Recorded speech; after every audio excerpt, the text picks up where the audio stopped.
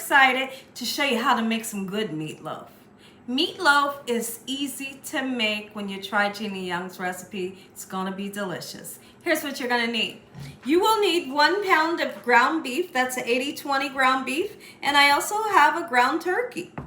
We're gonna use a nice sweet Vidalia onion, beautiful bell peppers. We have mustard and ketchup, 2 eggs. We have some milk, really interesting ingredient. We have cornflake crumbs, that's absolutely amazing, and some honey.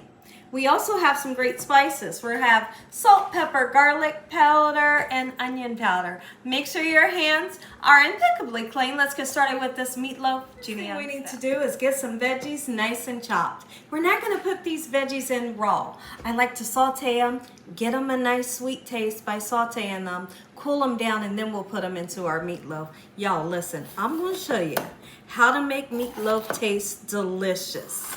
This meatloaf is something else, you hear me? So now we're gonna chop it down just like so. We're gonna do the same thing with the green bell pepper and the onion.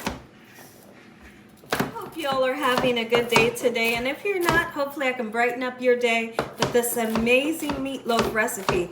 How many of you love meatloaf?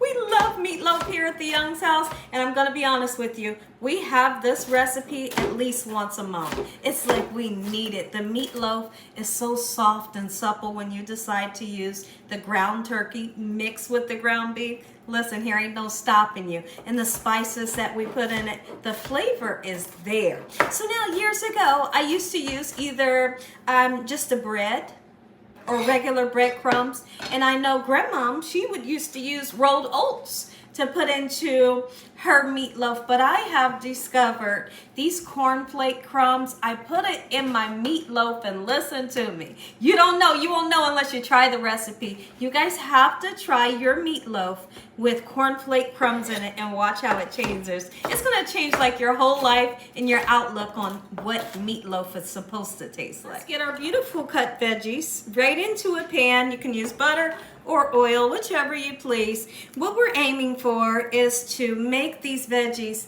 nice and soft, not super soft, but they also get a nice sweet taste that I absolutely love.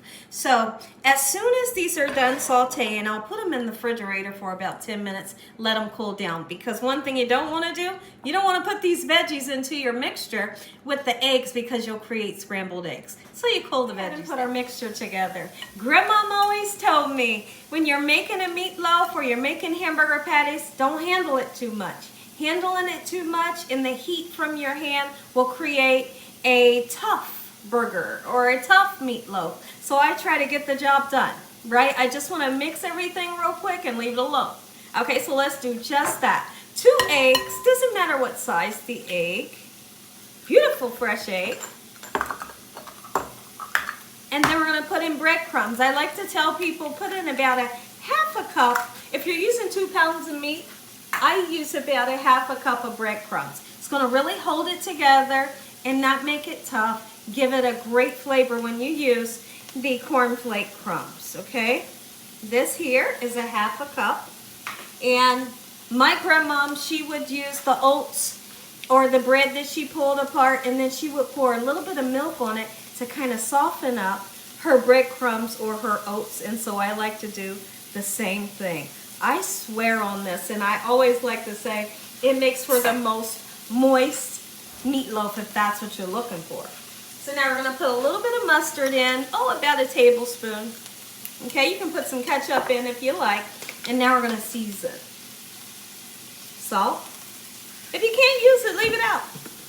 Pepper. Oh yeah. Garlic and onion powder. I know. Super interesting, right?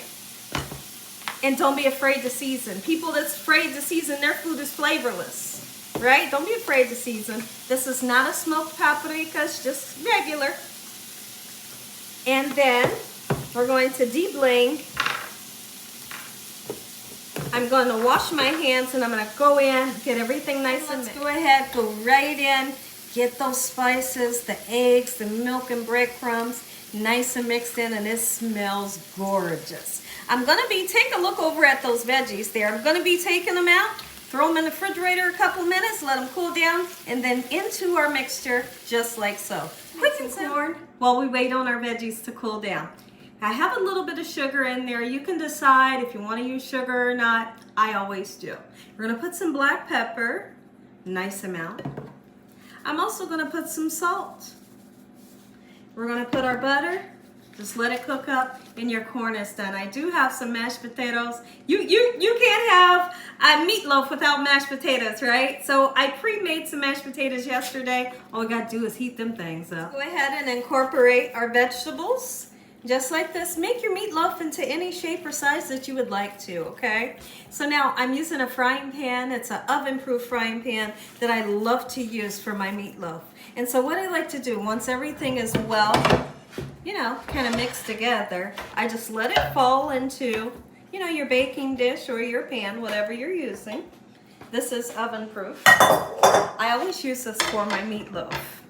So now, begin to make, let's see, there we go. Begin to make your loaf in such a way, pushing the sides in, patting the top until you get a loaf pattern, okay? Now, any cracks that may be on there, just simply seal it. That way you can prevent any juices from flowing out. You want to keep all of them good juices in there, right? So now this is going to be cooked 350 degrees Fahrenheit until it's fully cooked. You can decide to put a beautiful gravy over top of it, but what I like to do is we're gonna make up a little concoction using our honey, our ketchup, and some mustard for a gorgeous glaze on top. And we don't put that glaze on until like the last 10 minutes of the cooking process. Going into the oven, and I do want to show you that tiny bit of water that I always like to put in the bottom of my pan. It kind of just helps things to get going. Yum, super yum. Put together the glaze for your meatloaf top. Beautiful. It's not really a measurement. It's how much of each ingredient that you choose to use. This is gorgeous. Loaf cooked for an hour and 15 minutes. It's fully cooked. And so now what we're going to do, we're going to put this gorgeous glaze right on top. Sometimes I like to paint the sides. It's really up to you.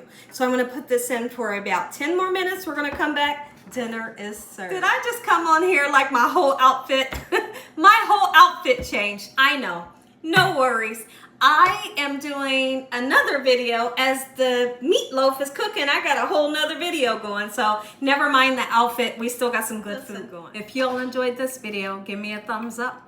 If you haven't subscribed, make sure you subscribe. Tell your family and friends. Tell everyone you know what Gina is doing in this kitchen on a daily basis. Heavenly Father, I thank you on today for providing a meal, for loving and protecting us and keeping us safe. No weapons formed against us shall prosper in the name of Jesus. We bind that evil devil away from us in Jesus Christ's name. Let the devil know he stands no chance. Thank you, Lord, for your blessings and your blessings. In Jesus Christ's name we pray. And once again to my beautiful prayer, let's take a bite. I'm going to get the very end because I want this to look nice and beautiful when family gets here. But it's hot, it's hot, it's hot, it's hot, it's hot. Look at the inside. Oh, the veggies. The flavor is there. Y'all, don't sleep on the way I make this meatloaf. Try it Gina Young style. You will be so impressed. To tell you all to come on in, take a look, make you some.